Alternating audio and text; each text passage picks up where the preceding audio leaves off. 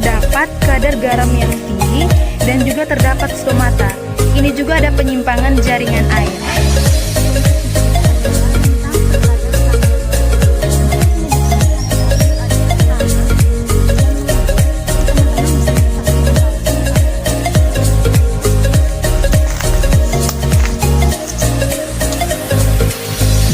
Berikut adalah karakteristik pohon mangrove. Jadi teman-teman bisa lihat, yang pertama itu ada akar. Jadi akar itu terbagi menjadi 4. Yang pertama itu akar pasak. Jadi akar pasak ini berupa akar yang muncul dari sistem akar kabel dan memanjang keluar ke arah udara seperti pasak. Akar ini merupakan akar udara yang berbentuk seperti pensil atau kerucut yang menonjol ke atas. Yang kedua adalah akar tunjang. Teman-teman bisa lihat sendiri akar tunjang ini seperti ini.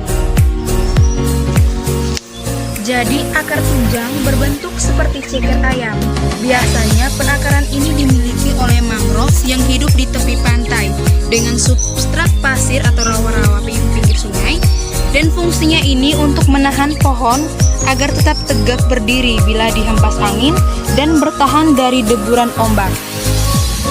Yang ketiga adalah akar papan. Teman-teman bisa lihat sendiri, ini adalah akar papan.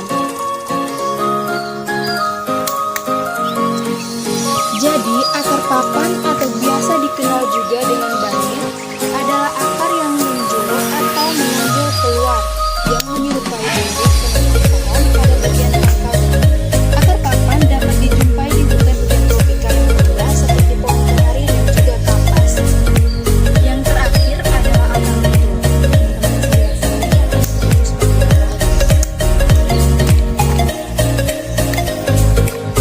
Jadi akar lutut adalah modifikasi dari akar kabel yang pada awalnya tumbuh ke arah permukaan substrat, kemudian melengkung menuju ke substrat. Akar ini merupakan akar horizontal yang berbentuk seperti lutut. Jadi teman-teman, dari karakteristik tumbuhan mangrove tadi terdapat akar, daun, dan juga buah. Tadi sudah dijelaskan tentang akar, sekarang kita masuk pada daun. Pada umumnya, daun ini merupakan organ yang sangat penting pada tumbuhan. Setiap tumbuhan mempunyai sebagian besar daun. Daun hanya terdapat pada bagian batang dan tidak terdapat pada bagian lain tumbuhan. Selain daun, tumbuhan mangrove juga memiliki buah. Jadi bentuk dari buah mangrove ini adalah berbentuk silinder.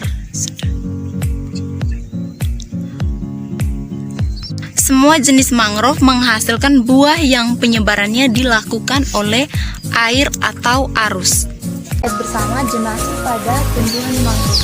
Jadi zonasi pada ekosistem mangrove ini dapat dilihat sebagai suatu proses suksesi dan merupakan hasil reaksi ekosistem terhadap kekuatan yang datang dari luar. Kondisi ini terjadi karena adanya peran dan kemampuan jenis tumbuhan mangrove dalam beradaptasi dengan lingkungan yang berada di kawasan pesisir.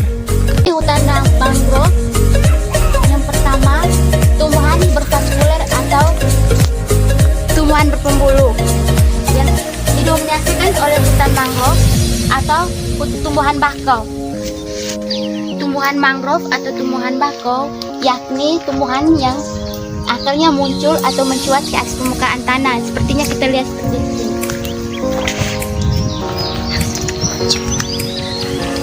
Mari teman-teman kita melihat akar mangrove. Fungsi mangrove yang pertama sebagai penentu sumber produktivitas perairan. Mangrove menyediakan makanan bergizi bagi makhluk-makhluk yang ada di level pertama pada rantai makanan. Yang kedua, tempat tinggal habitat satwa. Hutan ini menjadi tempat tinggal dari satwa jenis primata, burung, serta reptil. Yang ketiga, pengatur fungsi hidrologis. Hutan mangrove menjadi pencegah nutrisi air laut. Yang keempat, penjaga kualitas air. Hutan mangrove juga berfungsi sebagai filter penjernihan air yang masuk ke dalam laut. Pencegahan bencana alam. Yang keempat, pencegahan bencana alam. Keberadaan hutan bakau bisa menghambat derasnya arus laut yang menerjang daratan atau pemecah ombak dan angin. Yang kelima, penjaga sistem dan proses alami. Hutan mangrove mampu menjadi tempat terbentuknya sedimentasi di pesisir